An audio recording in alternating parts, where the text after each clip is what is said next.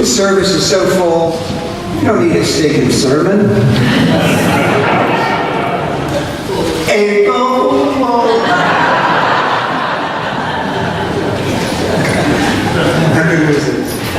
Will you pray with me? Loving God, it is our prayer today that the words of my mouth and the meditations of our hearts would be acceptable in your sight. For you remain our rock and our redeemer. Amen.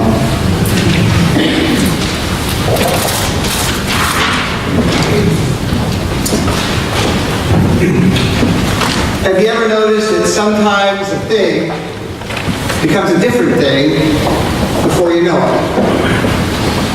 Has that ever happened to you? That a thing that you love, a thing that you enjoy, a thing that meets your needs, a thing that you may have started simply enough, it gets rolling along and then it becomes a different thing. Maybe a bigger thing. Maybe a more organized thing. But a thing that's not quite what it used to be. Still referred to in the same way. Sometimes a thing becomes a different thing without anyone ever really planning for it to happen. Here's an example. One evening, someone brings a game of Trivial Pursuit to the bar to play at their table with their friends, to pass the time, and to be there when the conversation drags. Next thing you know, trivia night at the bar is something much different. Or, one morning you make plans to meet a friend at Panera Bread for coffee and maybe a little breakfast. Next time you meet someone you both know sees you there, and the next thing you know, you got a coffee club with an email distribution list, a list of topics for each meeting, and a charity to support. Sometimes a thing becomes a different thing over time. It grows and changes, even though it's called the same thing. One day a kid named Paul fell under the spell of the coolest kid on the block who could play guitar, whose name was John. They both fell under the spell of Chuck Berry and Buddy Holly and Elvis Presley and started to play music at the local nightclubs instead of studying for their tests at the boarding school. Soon enough, they were the Beatles playing around town. But that thing, we all know, became a whole new thing really fast. Sometimes a thing becomes a whole new thing over time. bearing little resemblance to what it used to look like, but carrying the same name. That happens to us as well, right? Chatting with a neighbor might become a block club. Playing golf one afternoon becomes a summer league. Volunteering on Tuesday at Paul's Place becomes an institution. That happens to us, and things become bigger things. And it happened to the followers of Jesus as well. The best research tells us that the Jesus movement was originally a group of first century Jews, loosely organized, who came under the spell of first John the Baptizer, a preacher who was so good, after his sermons, people would offer to give away all of their possessions. Isn't that something? April Fools. John gathered a whole slew of people and got them excited about living their lives the best way that they could during the time that they had. Paying attention to each other, outdoing one another in kindness. Eventually, though, John's thing got a little too big, and he got a little too popular, and he was executed, let's just say, by Herod. He was killed for encouraging people just to live their lives the best way that they could.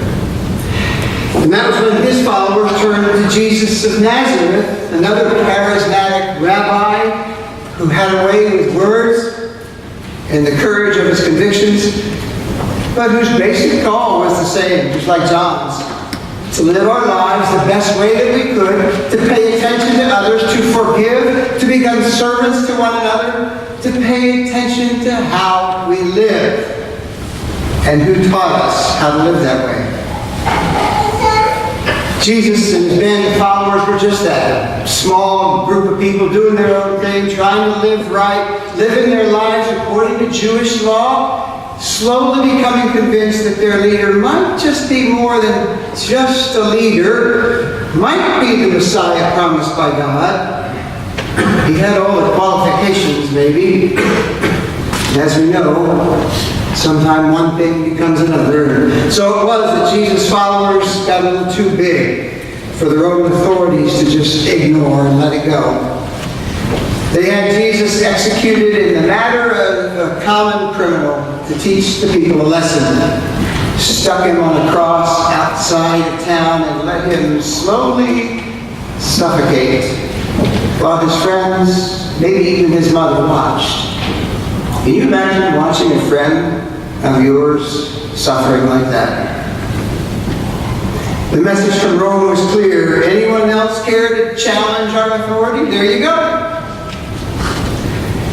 Jesus, he meant nothing to the Roman governor, really. He was just a nuisance, and his death was carried out like a parking ticket. But after Jesus breathed his last, according to Mark, whose gospel was the earliest of all the gospels, one of Jesus' followers, whose name was Joseph, who was not a Jew, who was a Roman dignitary, in fact, but who had come under the spell of Jesus, was granted permission to take Jesus' body from the cross before the Sabbath began at sundown and put it in one of several public tombs, reserved for people who couldn't afford their own.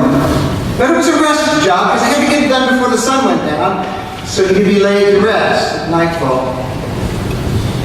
Well, folks suspect that Joseph would have been very anxious to sort of finish the job and bury Jesus properly. So it very well could have been him who took the body of Jesus, even before daylight, to a more permanent location before the two Marys and Salome came. But whatever happened, by the time the women arrived, by the time they came early the next morning to complete the traditional Jewish burial rituals, the lotion, the fragrance, the linens, they found that the body had been taken out of the tomb, which must have broken their already broken hearts.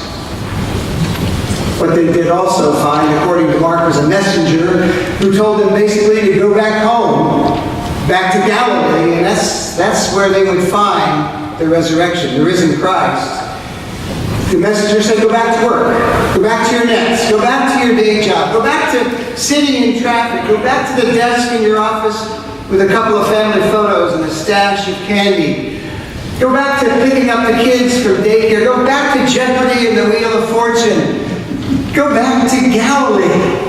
Get reacquainted with your family. Immerse yourselves in the regular normal of your lives. And that's where you will find Jesus. Only be sure of this. When you get back there, remember who it was that turned your life around. Remember this Jesus. Remember all the ways this important person made a difference in your lives. And as you do that, he will live. He will live. And that's what they did. This band of followers, they went back to Galilee and just kept doing what they've been doing, keeping Jesus alive in their memories. Now, a few years after all that, this thing that Jesus' followers were doing in Galilee, kind of on their own, this living the way Jesus taught them how to live, this thing began to evolve and become a bigger thing. The Apostle Paul came around and let just about everyone follow Jesus. Gentiles, Romans, Greeks, Christianity. It was spread throughout the entire Roman Empire. Christianity became first the preferred religion of the empire and then the official religion of the empire. It got big. Following Jesus, which was once just a matter of paying attention to how we live, became a much bigger thing than it used to be. And it continued to get bigger and bigger. It got so big it needed bishops and popes. It needed cathedrals and stadiums. Any of you ever followed Jesus to a stadium or an arena? I'll bet there are some Christians following Jesus this morning in a big arena. Some people follow Jesus on television. Following Jesus has become a much larger thing than even Jesus could have imagined. And that's okay. Big is okay. I heard an interview the other day, Jimmy Buffett. Did you know that once upon a time, Jimmy Buffett used to sing on the streets of New Orleans, and people would throw quarters in his guitar case? Then he wrote a song about being lonely and on the road, and now Jimmy Buffett is big. And big is okay, big is fun, but big isn't the way new things start, right? New things start small, start with the ordinary. So today, with the help of this simple resurrection story in the Gospel of Mark, I'd like to call us all back toward that thing Jesus used to be. The thing that Mark's resurrection story would have us do. Go back to your own Galilee and live your lives the best that you can. Remembering the people who made those lives possible in such a way that they become alive to you again. Today I'd like to invite us back to Mark's little Easter. After all the big and beautiful of this morning is done, head on back to your own personal Galilee where the trash needs to be taken out and the dog needs to be walked. Start living your lives the best way that you can and remembering the people who made you who you are. You may not have a Jesus in the mix, but you've got people you can remember, right? And in doing so, you will keep them alive.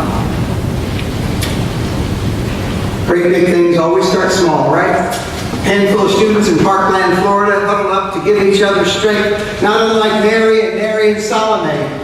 They started tweeting about their conversations, and a small thing got real big, real fast. Well, that reminds me of one of my own personal heroes, Ryan White. Back in the early 80s, Ryan contracted AIDS from a blood transfusion at about the age of 11. After he got home from the hospital, you know what he had the gall to want to do? Go to school. Things got big real quickly. Ryan became one of the faces of the AIDS epidemic. He got a red Mustang from Michael Jackson and a song written for him by Elton John, which was all very nice and very big. But in the end, all he wanted was to go to school in Galilee and make it long enough to go to a senior prom.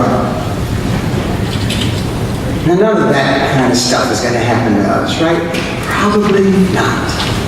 But the call from Mark is still the same. After all the hoopla of today dies down, after the Easter baskets are full, go on back to Galilee and do your little old thing.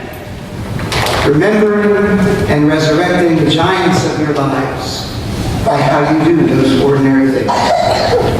Because sometimes you just never know.